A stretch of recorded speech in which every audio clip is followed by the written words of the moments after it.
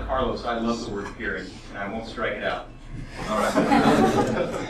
But it is because I'm taking the approach here of a U.S. domestic focused discussion and a model that is settlement free. So I understand what you're saying, that there are probably vast numbers of quote peering arrangements that aren't settlement free and that really involve sort of a reinvention of the wholesale business model using voice over IP. But I'll focus my remarks on bilateral peering between Sprint and our peering partners. And our primary focus when working with our partners is to do a settlement-free model.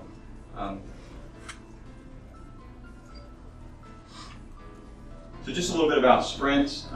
Most of you probably know, so just a few quick remarks on Sprint. We're a $40 billion company. You generally think of us as a wireless company. We're split about 85% wireless revenue, 15% wireline revenue. And within that wireline revenue, the growth area is in IP MPLS, and also in this 4 million subscribers here that are our voice over IP CLEC subscribers. Sprint is a wholesale CLEC provider for the cable MSO community. So our largest customer is Time Warner Cable. Suddenlink and Mediacom are also large customers of ours, along with a list of about 12 others. So as a wireline company, we not only support the legacy Sprint that you might think of from the 80s and 90s, but also really a focus on IP and voice over IP for the cable community here in the U.S. And on the wireless side, 53 million subscribers, and hopefully growing in the quarters to come. We've been struggling working through the kinks of the Nextel merger, and we're hopeful that we start to see our wireless numbers grow again. But to point out, as it pertains to peering and the partners that we engage with, we bring both our 53 million wireless customers and our 4 million CLEC customers to the table, and then develop a peering model, bilateral peering that is generally settlement-free, or with contracts that move us towards settlement-free when we do peering. Three drivers. I'm sure we all work in threes, right? You're trained to. You'll remember the first one, the last one, you might forget the middle one, so they're in that order. But it's money, it's network architecture, and it's strategic reasons to bypass the PSTN. So the money piece, the financial piece for us, we do seek settlement free, and we are building a model that, again, domestic focused, that has a vision for half of all U.S. telephone numbers on net, settlement free, and a peering architecture for Sprint. So we spend a great deal on access, both as I said in the beginning, dedicated access for connections to our cell sites and to our wireline enterprise customers, and we spend a great deal on usage or switched access, tandem switching, tandem transit, and all the things that go into usage billing. And so our vision is to create the interconnections with the largest companies in the U.S. We've got about 10 that are either in production or moving toward production, with 15 or so that are in more of a business development stage. But that vision of ours is to try to put half of our calls to outside companies on bilateral peering connections. From an operational perspective or a network perspective, we are using our MPLS network, so we're running voice over IP on our MPLS backbone. On the edge, we have our wireless switches that support the 53 million wireless customers, and also the 4 million CLEC customers, so I show that as a Class 5 switch.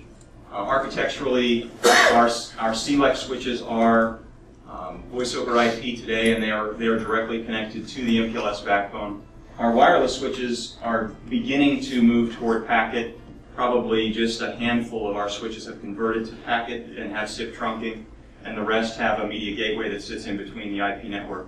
We do have probably an 09 and into 2010 vision to move the bulk of our wireless switches onto the MPLS backbone directly, so cutting out the capital costs and the operational issues involved with converting the call to IP. So that's just a kind of a cartoonish view of the network, but again, voice over IP on our MPLS backbone, and then a session border controller facing our peering partners. We use a tandem layer within our network. We use a couple of different switch vendors that that we funnel the calls into and then use really regional peering. So generally somewhere between 4 and 8 peering points with our partners. We funnel all of our calls bound to them into that peering point, and they do likewise into the peering point if their customers are calling ours. And then finally, strategic.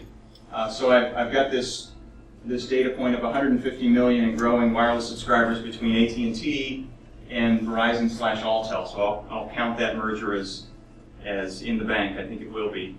And so between those two strategic competitors, they compete in our core business with us.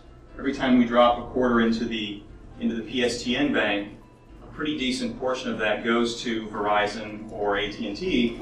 So good for them, right? That's good free cash flow. It's good to be collecting access, and that can get funneled fairly quickly and easily into strong advertising campaigns to compete against our core business. So in our view, the less we drop into the PSTN bank, the better we are strategically, the less free cash flow we're handing over to our strategic competitors.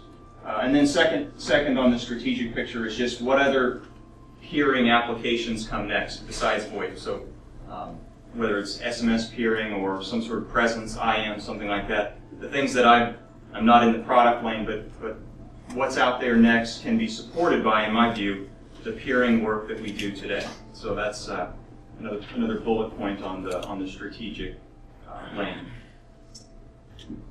And I think that's this is the last slide. So just closing with our model, direct peering, bilateral peering with companies that are really tier 1, tier 2 size. We're peering with the wireless community here domestically, the MSO community, this is the cable MSOs, and then also some of the largest national CLECs. And we work through those issues of access compensation through some horse trading. To be quite frank, there is as Carlos mentioned, everyone isn't going to sign on to settlement-free peering. We try to work a business model that gets us there because the CLECs that we work with on peering are large enough that they have national presence, they have facilities-based models, so we can use them as a supplier for dedicated access while we peer with them on a settlement-free basis or approaching that as a model. So we really look to peering partners, bilateral peering partners primarily, and then what's interesting to me in attending this event is to fill in the gaps with networks such as the BPF or others that are out there who offer ways in which that we can interconnect. It's not on a settlement-free basis, obviously, but a way to get to other not as large networks, but aggregate, sort of an aggregation fashion. So I'm interested in that as well. Okay.